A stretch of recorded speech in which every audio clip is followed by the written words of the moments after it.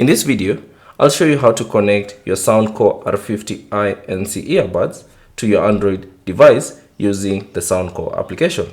So first things first, on your Android device, simply download the Soundcore application.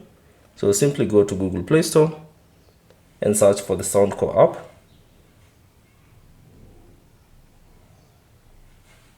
And search for it.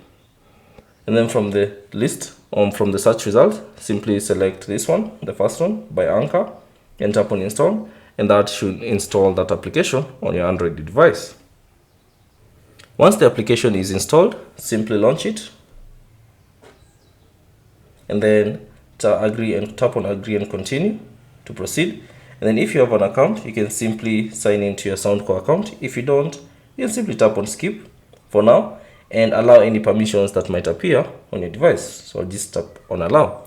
Now the next thing is simply open the Soundcore case, and then from here simply tap on add device, and then it will try to use Bluetooth or determine the relative position of the nearby devices. Simply tap on allow, and it will start searching for your Soundcore R50i NC earbuds.